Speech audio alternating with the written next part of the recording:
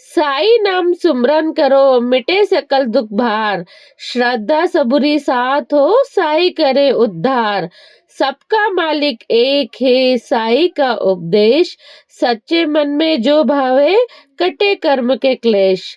श्रद्धा की डोर थामे सबरी को साथ लिए आज हम साई बाबा की महिमा और व्रत कथा का स्मरण करने जा रहे हैं, जहाँ दुखों का अंधेरा मिटता है और विश्वास की लौ प्रज्वलित होती है। साईं बाबा जिन्होंने न धर्म देखा न जाति, बस देखा तो केवल भक्त का सच्चा मन, जिनका एक ही संदेश था, सबका मालिक एक। जो टूटा हुआ मन लेकर आया साईं ने उसे सहारा दिया। जो खाली झोली लेकर आया साईं ने उसे आशीर्वाद से भर दिया। तो आइए मन वाणी और कर्म से साईं नाम का सुमरन करें और साईं बाबा के अपार महिमा में लीन हो जाएं। आज के इस वीडियो में हम जानेंगे श्री साईं की महानता, श्री साईं महिमा, व्रत की सही विधि, व्रत रखने के सरल नियम, व्रत का उद्यापन, साईं बाबा व्रत कथा, पद, साईं बाबा के 11 वचन और साईं बावनी। इन सभी से पहले यदि आप चैनल पे नए हैं तो चैनल को सब्सक्राइब करना ना भूलिए, क्योंकि हम सभी प्रकार की कथाएं इस चैनल के माध्यम से आप तक पहुंचाते रहते हैं। सबसे पहले सदगुरु श्री साईं की महानता के बारे में हम यहाँ पे आपको बताएंगे। हे साईं, मैं आपकी चरण वंदना कर आपसे शरण की याचना करता हूँ या करती हूँ, क्योंकि आप ही इस भवसागर में मेरी नैया के खिवैया हैं। यदि ऐसी ही धारणा लेकर हम इनका भजन पूजन करें तो यह निश्चित है कि हमारी समस्त इच्छाएं शीघ्र पूर्ण होगी और हमें अपने परम लक्ष्य की प्राप्ति हो जाएगी। आज निंदित विचारों के तट पर माया मोह के झंझावत में धैर्य रूपी वृक्ष की जड़ें उखड़ गई हैं। अहंकार रूपी वायु की प्रबलता से हृदय रूपी समुद्र में तूफान उठ खड़ा हुआ है, जिसमें क्रोध और घृणा रूपी घड़ियाल तैरते हैं और अहम भाव एवं संदेह रूपी नाना संकल्प विकल्पों के भंवरों में निंदा घृणा और ईर्ष्या रूपी अगणित मछलियां विहार कर रही हैं। यद्यपि यह समुद्र इतना भयानक है, फिर भी सदगुरु साईं महाराज उसमें अगस्त्य स्वरूप है। इसलिए भक्तों को किंचित मान भी भयभीत होने की आवश्यकता नहीं है। श्री सच्चिदानंद साईं महाराज को साक्षात नमस्कार करके उनके चरण पकड़ के हम सब भक्तों के कल्याणार्थ उनसे प्रार्थना करते हैं कि हे साईं, हमारे मन की चंचलता और वासनाओं को दूर करो। हे प्रभु, तुम्हारे श्री चरणों के अतिरिक्त हमें किसी अन्य वस्तु की लालसा न रहे। तुम्हारी ये कथा घर घर पहुंचे और इसका नित्य पठन पाठन हो, और जो भक्त इसका प्रेम पूर्वक अध्ययन करे उनके समस्त कष्ट दूर हो जाए। अब बात करते हैं कि साईं की महिमा। श्री साईं की महिमा।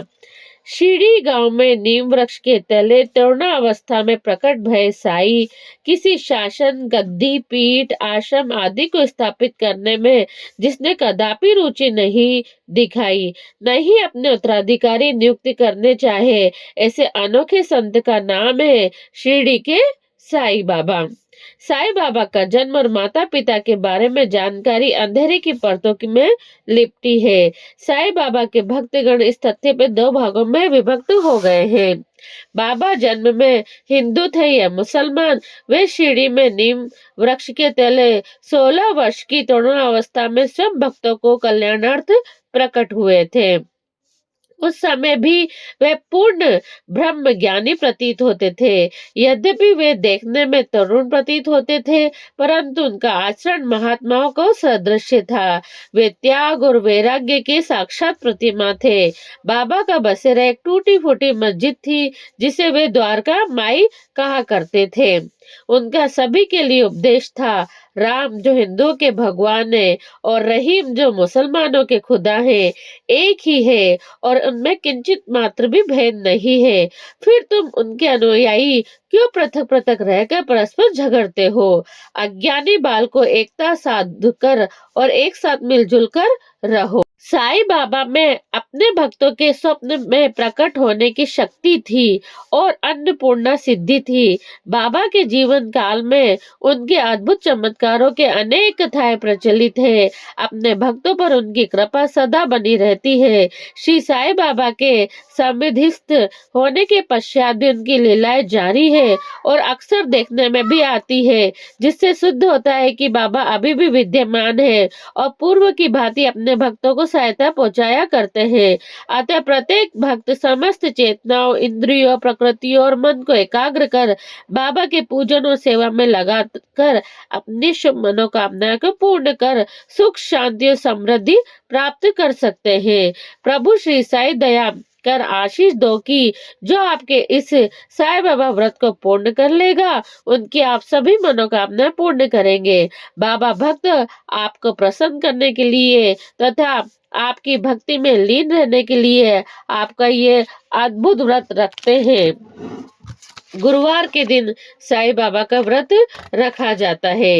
ये किस तरह रखा जाता है, ये व्रत विधि हम आपको आगे बताएंगे। व्रत की सही विधि। श्री साईं बाबा का ये बहुत ही चमत्कारित व्रत है। इस व्रत को प्रारंभ करने के पूर्व हथेली के आकार का एक नया सफेद कपड़ा लेकर उसे गीली हल्दी में डुबाकर सुखा लें। गुरुवार को प्रातः अथवा साई स्नान करने के स्वच्छ वस्त्र धारण करें। तत्पश्चात पूर्व दिशा की ओर स्वच्छ कपड़ा बिछाकर एक आसन रखें एवं उस पर साईं बाबा की मूर्ति अथवा चित्र स्थापित करें। अब साईं बाबा को चंदन, कुमकुम का तिलक लगाएं, ताजा फूलों की माला चढ़ाएं, दीपक जलाएं एवं अगरबत्ती धूप बत्ती भी लगाएं। इन तैयारियों के पश्चात बाबा के सामने बैठकर पहले से ही तैयार हल्दी वाले सूखे पीले कपड़े में एक सिक्का रखकर जिस कार्य सिद्धि के लिए व्रत रख रहे हैं, उस कार्य को निर्विघ्न पूरा करने के लिए साईं बाबा से सच्चे दिल से प्रार्थना करते हुए उस सिक्के को कपड़े में लपेटकर गठान बांधे। अब आसन पर विराजित साईं बाबा के चरणों में इसे रख दीजिए।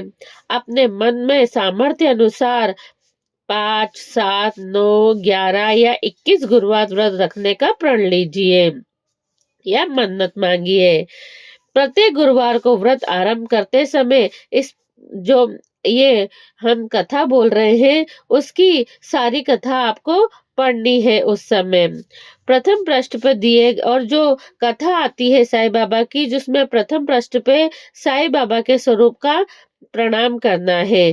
तत्पश्चात बाबा की तस्वीर, मूर्ति पर कुछ फूलों को, पंखुड़ियों को अर्पित करते हुए श्री साईं अष्टोत्तर शत नामावली का पाठ करें। इसके बाद श्री साईं बाबा व्रत कथा के 6 अध्याय पढ़े और साईं बाबा का ध्यान करें।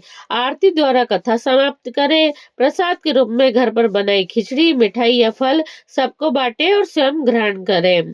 इस प्रकार श्री साईं बाबा व्रत की विधि पूर्ण होती है। ऐसा व्रत करने से आने वाले सभी विघ्न दूर हो जाते हैं। जीवन में सरलता, सद्बुद्धि तथा पवित्रता आ जाती है। घर में गरीबी, निर्धनता दूर होती है। क्लेश, दुख, दोष आदि दूर हो जाते हैं तथा शांति, आनंद एवं उल्लास का आगमन होता है। यदि ऐसा व्रत संपूर्ण श्रद्धा एवं विश्वास तथा विधि पूर्वक पूजन के सहित किया जाए तो आर्थिक, सामाजिक, मानसिक अड़चने, बाधाएं दूर हो जाती है। इस व्रत का शुभ असर किसी न किसी रूप में कम समय में अनुभव होने लगता है। मन में अपार शांति का अनुभव होता है। तो इस तरह से ये व्रत किया जाता है। आपके द्वारा पुस्तक प्राप्त करने वाले स्नेहजन यदि आपकी प्रेरणा से इस व्रत को रखेगा तो उतनी ही मात्रा में आपकी भाग्य वृद्धि, पुण्य वृद्धि तथा सुख समृद्धि में अवश्य वृद्धि होगी।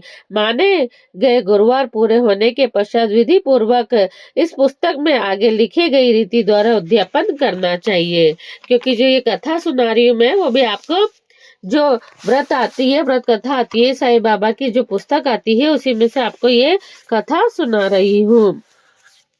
अब बात करते हैं कि व्रत रखने के सरल नियम इसमें क्या क्या बताए गए हैं। वैसे तो सारे नियम मैं पहले बता चुकी हूँ, पर इसमें सरल नियम भी दिए हुए हैं। तो पहला नियम यह है कि साईं भक्तों को प्रेम पूर्वक तथा श्रद्धा से साईं बाबा का व्रत रखना चाहिए। ये सरल व्रत सभी स्त्री पुरुष या बच्चे भी रख सकते हैं। व्रत को शुरू करने से पहले मन्नत मांगनी चाहिए कि आप 5 गुरुवार करेंगे, 7 करेंगे, 9 करेंगे, 11 करेंगे या 21 करेंगे। स्मरण रखें कि व्रत के दौरान भूखे ना रहे, फलाहार करके यह व्रत किया जा सकता है। भोजन में मीठा, नमकीन कैसा भी हो सकता है। प्याज आदि के इस्तेमाल पे भी इस व्रत में कोई भी रोक नहीं है। ये व्रत सरल होने के साथ ही बहुत चमत्कारी है। माने गए प्रत्येक गुरुवार को विधि पूर्वक व्रत रखने से इच्छित फल की प्राप्ति होती ही है। ये व्रत किसी भी गुरुवार को बाबा की प्रतिमा या चित्र के समक्ष धूप अगरबत्ती कर शुरू किया जा सकता है। जिस कार्य सिद्धि के लिए व्रत कर रहे हो उसके लिए बाबा से मन ही मन में पवित्र हृदय से प्रार्थना की जानी चाहिए। साईं बाबा का ये व्रत कभी भी सूतक, पादक, श्राद्ध इत्यादि में भी रखा जा सकता है। यदि व्रत के दौरान किसी गुरुवार को आप यात्रा पर हैं या बाहर हैं, तो उस गुरुवार को छोड़कर उसके बाद के गुरुवार को व्रत रख लें।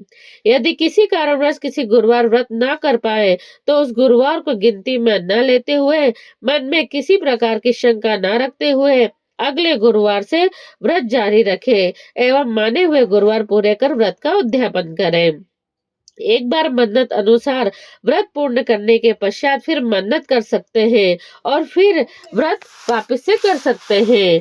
मन्नत के गुरुवार पूरे, अब बात आती है कि आपने व्रत तो कर लिया, लेकिन जब व्रत पूरे हो जाते हैं, जितने आपने संकल्प लिए वित्ते यदि व्रत पूरे हो जाते हैं, तो उसके बाद उद्यापन हमें किस तरह से करना है, तो ये आप देखिए। मन्नत के गुरुवार पूरे होने पर व्रत उद्यापन करना चाहिए। इस दिन कुछ गरीबों को भोजन कराना चाहिए एवं पशु पक्षियों को भोजन डालना चाहिए। पूजा के सिक्के को देव स्थान पर रखें या जल में प्रवाहित कर दें। व्रत करने वाले को जो सुख शांति व लाभ प्राप्त हो उसमें और वृद्धि करने तथा इच्छित मनोकामना से परिपूर्ण करने हेतु व्रतधारी को चाहिए कि वह अपने स्नेहजनों को व्रत का महात्म्य समझाए। जो पुस्तकें बांटनी है और जो ये साईं बाबा की जो पुस्तक आती है वो भी बांटनी चाहिए। जो पुस्तकें बांटनी है उनके आवरण पर श्री साईं बाबा के चित्र पर तिलक लगाकर श्रद्धा पूर्वक अपने स्वजनों को देवे। ये सारी विधि आप मन से करिए तो आपकी मनोकामनाएं पूर्ण होगी। उसके बाद ये व्रत उद्यापन मैंने बता दिया है। जब भी आप व्रत करें तो आप कथा के साथ साथ श्री साई अष्टोत्तर शतनामावली भी दी गई है पुस्तक में 7 नंबर पेज पे, वो भी करनी होती है क्योंकि वो नाम भगवान के पूरे जो जो नाम से भगवान साईं बाबा को बुलाए जाते हैं वो सारे नाम दिए गए हैं। अब बात करते हैं कि साईं बाबा की व्रत कथा क्या है। तो इस व्रत कथा के अलग अलग अध्याय हैं। तो हम स्टार्टिंग करते हैं पहले अध्याय से। तो उससे पहले साईं बाबा की कृपा आप सभी पे बनी रहे। श्री साईं बाबा की कृपा, पहला अध्याय। एक समय की बात है, श्रीमती लीला देवी व उनके पति श्रीधर अहमदाबाद में प्रेम पूर्वक रहते थे। अचानक समय बदला और श्रीधर को व्यवसाय में बहुत घाटा हुआ। उसकी अच्छी भली चलती दुकान पर ताले डल गए, जिसकी वजह से वह घर बैठ गया। खाली बैठे बैठे उसका व्यवहार चिड़चिड़ा हो गया। वह अक्सर लीलावती से झगड़ा करता था। पड़ोसी भी उसके स्वभाव में आए परिवर्तन से खिन्न रहने लगे। लीला देवी बहुत धार्मिक प्रवृत्ति की महिला थी। वो जानती थी कि ईश्वर इस दुख की कोई ना कोई जरूर राह निकालेंगे। एक रोज लीला देवी के द्वार एक अद्भुत तेजस्वी चेहरे वाले वृद्ध साधु आए और उन्होंने भिक्षा में दाल चावल मांगा। लीला देवी ने तुरंत हाथ धोकर महाराज को दाल चावल दिए और उन्हें नमस्कार किया। महाराज ने खुश होकर उसे आशीर्वाद दिया और लीलावती के दुखों को दूर करने हेतु उसे श्री साईं बाबा के गुरुवार वाले व्रत को करने की विधि बतलाई।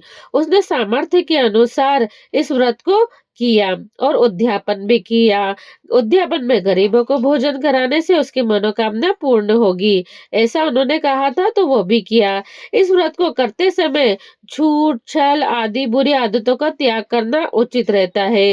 व्रत पूर्ण होते ही यशाशक्ति आप पूरी पुस्तकें आप इसमें बाँटिए। जब व्रत पूरा हो जाए तो आप 101, 51, 11, 9 और तो ये पुस्तक भी आप बाँटिए। ऐसा बोला था बाबा ने, तो उसने ऐसा ही किया।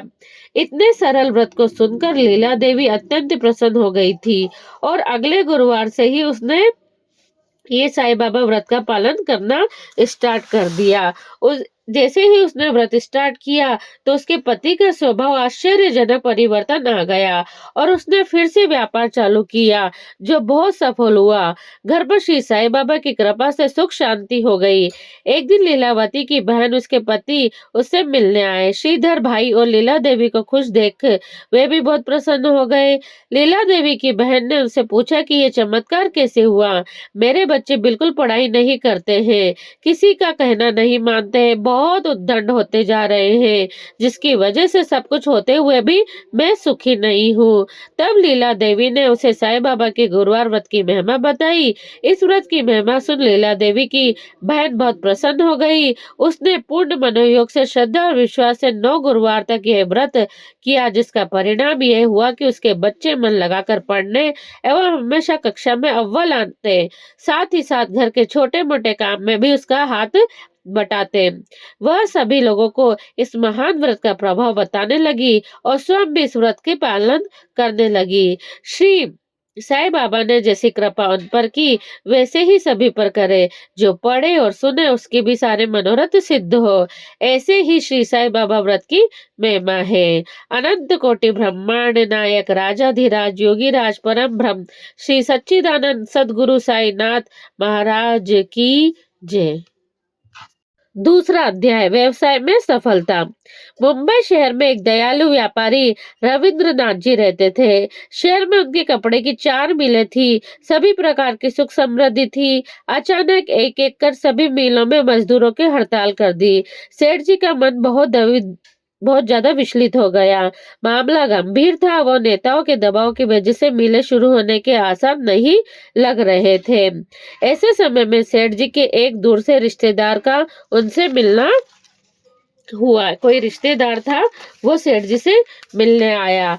बातों ही बातों में सेठ जी ने उसे अपनी सारी समस्या बताई। उस रिश्तेदार ने निश्चयता पूर्वक कहा कि घबराने की कोई बात नहीं है, सब कुछ ठीक हो जाएगा। उसने सेठ जी को गुरुवार वाला श्री साईं बाबा व्रत करने को कहा। उसने कहा, आप और सेठानी दोनों एक साथ ये व्रत करें, बाबा की कृपा से सब मंगल होगा। सेठ सेठानी ने विधि पूर्वक गुरुवार का व्रत प्रारंभ किया और आरंभ करने के 2 सप्ताह के भीतर ही सभी मिलें पुनः चालू हो गई। साईं बाबा की कृपा से कर्ज में डूबे रविन्द्रनाथ जी को 1 वर्ष में ही पर्याप्त लाभ हो गया। परिवार में सुख शांति मिली। इसका सारा श्रेय सेठ जी ने श्री साईं बाबा व्रत को दिया। ऐसे ही श्री साईं बाबा व्रत की महिमा है। अनंत कोटि ब्रह्मांड नायक राजाधिराज योगीराज परम ब्रह्म श्री सच्चिदानंद सद्गुरु साईनाथ महाराज की जय। अब आता है अध्याय 3। कन्या का विवाह संपन्न हुआ इस व्रत को करने से। तो आइए उसकी कथा सुनिए। कुसुम बहन की बेटी सुनीता वैसे तो बहुत गुणवान थी, परंतु श्याम वर्ण थी। ऊपर से कुसुम बहन के पति की आर्थिक स्थिति भी साधारण थी। बड़ा दहेज दे सकने की उसकी हैसियत नहीं थी। सुनीता की उम्र विवाह योग्य हो गई थी, पर उसकी शादी हो नहीं पा रही थी। धीरे धीरे उसकी आयु के साथ माता पिता की चिंता भी बढ़ने लगी। सुनीता खाना पकाने, सिलाई कढ़ाई और सभी कार्यों में बहुत कुशल थी। ग्रेजुएट भी थी। स्वभाव से भी वह समझदार और हंसमुख थी, पर फिर भी उसे योग्य वर नहीं मिल पा रहा था। एक दिन सुनीता अपने पड़ोस में सहेली तुलसी के यहाँ गई तो देखा तुलसी एक पुस्तक पढ़ रही थी। सुनीता ने पूछा, तुलसी क्या पढ़ रही हो? तब तुलसी ने कहा, ये श्री साईं बाबा व्रत की किताब है। हमारी बुआ के यहाँ आज इस व्रत का उद्यापन था, जहाँ सभी को एक एक किताब बांटी गई थी। जब सुनीता ने किताब हाथ में ली तो कुछ प्रश्न पढ़े तो साईं बाबा की कृपा से उसके मन में यह व्रत करने की इच्छा जागृत हो गई। वह पुस्तक तुलसी ने लेकर घर पे आ गई। तुलसी से वो लेके आ गई। गुरुवार को सुबह 21 गुरुवार तक व्रत करने की मन्नत मानकर सुनीता ने साईं बाबा व्रत करने का संकल्प लिया। विधि पूर्वक व्रत शुरू किया और आश्चर्य, उसी रात उनके मामा जी एक अच्छे घर के पढ़े लिखे सुसंस्कारवान कंप्यूटर इंजीनियर लड़के का रिश्ता लेकर आए। सुनीता की मामी और लड़के की माँ बचपन की सहेली थी। वह सुनीता की मामी ने लड़के से सीधी बात कर ली थी। सुनीता के बारे में सुनकर लड़का बहुत उत्साहित था। उसे सुनीता जैसी ही पत्नी तलाश थी, जो पढ़ी लिखी वो गुणी हो और उसके साथ कदम से कदम मिलाकर चलने वाली हो। सुनीता ये सब जानकर बहुत खुश हुई। एक ही माह में सादगीपूर्ण समारोह में सुनीता का विवाह संपन्न हो गया। ऐसा है श्री साईं बाबा व्रत की महिमा। ऐसे है साईं बाबा की महिमा। अनंत कोटि ब्रह्मांड नायक राजाधिराज योगीराज परम ब्रह्म श्री सच्चिदानंद सदगुरु साईनाथ महाराज की जय। अब आता है चौथा अध्याय। उधारी वसूल हो गई। श्री अशोक कुमार जी का होजियारी का थोक व्यापार था। परिवार में पति पत्नी और एक पुत्र था। उनका व्यापार बहुत बड़ा नहीं था, पर परिवार की सुख सुविधा के हिसाब से पर्याप्त था, परंतु मुसीबत कहकर नहीं आती है। उनके व्यापार में उधार देना जरूरी था, नहीं तो बाजार में प्रतिस्पर्धा में वे पीछे रह जाते। ऐसे ही एक व्यापारी की तरफ उनका बढ़ते बढ़ते 4 लाख का रुपया उधार फंस गया। उस व्यापारी की नियत में खोट आ गई। वो रुपया चुकाने के बहाने करने लगा। अशोक कुमार जी के तो पैरों तले जमीन खिसक गई। उन्हें जो कंपनियां थी उनकी तरफ से तगादे पर तगादे होने लगे। उनके अनुसार एक माह में यदि उन्होंने कंपनी का पैसा जमा नहीं करवाया तो कंपनी उन्हें माल देना बंद कर देगी। अशोक कुमार जी की तो रातों की नींद उड़ गई। न तो उन्हें भोजन में रस आता था, न ही किसी और की बात में। अशोक कुमार जी चिंता में बैठे थे, तभी उनके मित्र शर्मा जी आ गए। शर्मा जी ने पूछने पर अशोक कुमार जी ने उन्हें अपनी चिंता का कारण बता दिया। शर्मा जी ने कहा, बस इतनी सी बात, अशोक कुमार जी सारी चिंताएं छोड़ दीजिए और श्री साईं बाबा के शरण चलिए। गुरुवार वाला साईं बाबा व्रत कलयुग में तत्काल फल देने वाला है। इसे खुशी खुशी आरंभ कीजिए, चमत्कार देखेंगे। ऐसा कहकर शर्मा जी ने उन्हें श्री साईं बाबा व्रत की कथा की पुस्तक दी और व्रत विधि भी समझाई। अशोक कुमार जी ने सपत्नीक श्रद्धा और विश्वास के साथ व्रत का आरंभ किया। व्रत आरंभ करने के चौथे ही दिन वह व्यापारी उनकी दुकान पर आया और कहने लगा कि उनका माल बेचकर उसे बहुत लाभ हुआ। उन्हें अगले माल की जल्द जरूरत है, साथ ही उसने पुराना पूरा पैसा चुका दिया। अगले माल की भी रुपए अग्रिम दे दिए। रुपया चुकाने में हुई देरी हेतु उसने क्षमा भी मांग ली।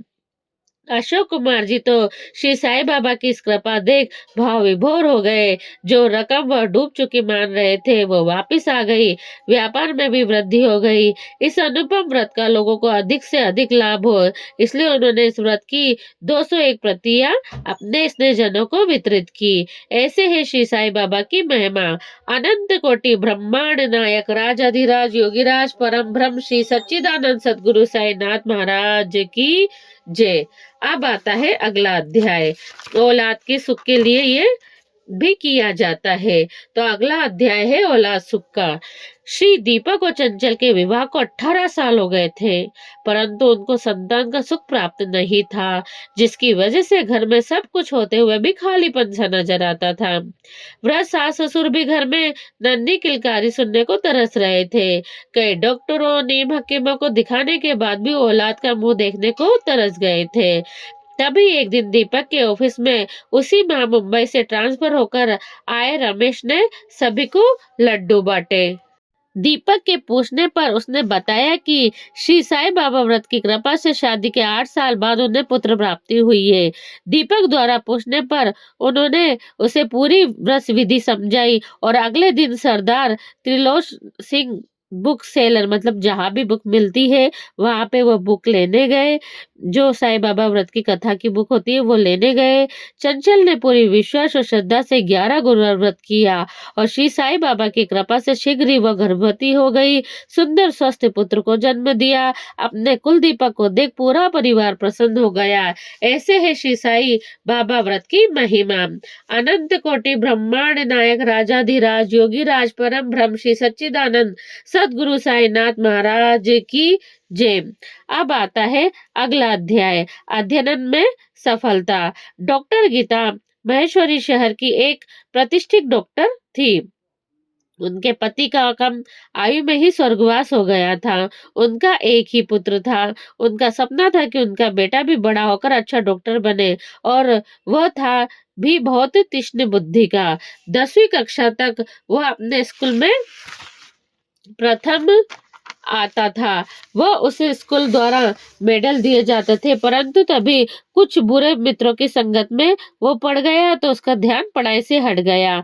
11वीं में उसका परीक्षा परिणाम बहुत बुरा आया। डॉक्टर गीता को अपना सपना बिखरता हुआ नजर आया। हमेशा प्रसन्नचित रहने वाली डॉक्टर गीता का उदास मुख देखकर उनकी एक मित्र डॉक्टर रश्मि ने इसका कारण पूछा तो उन्होंने उसे अपनी चिंता का कारण बता दिया। डॉक्टर रश्मि ने उनसे कहा कि दिल छोटा मत करो, श्री साईं बाबा की कृपा से तुम्हारा सपना अवश्य पूरा होगा। तुम बस विश्वास पूर्वक श्री साईं बाबा का अद्भुत गुरुवार व्रत करो। डॉक्टर रश्मि द्वारा व्रत की विधि समझकर डॉक्टर गीता ने उसी सप्ताह से साईं बाबा व्रत का पालन शुरू किया। माने गए गुरुवार व्रत करने के आखिरी गुरुवार को उद्यापन कर गरीबों को भोजन कराया और 100 जनों को 101 पुस्तक साईं बाबा व्रत की कथा दी।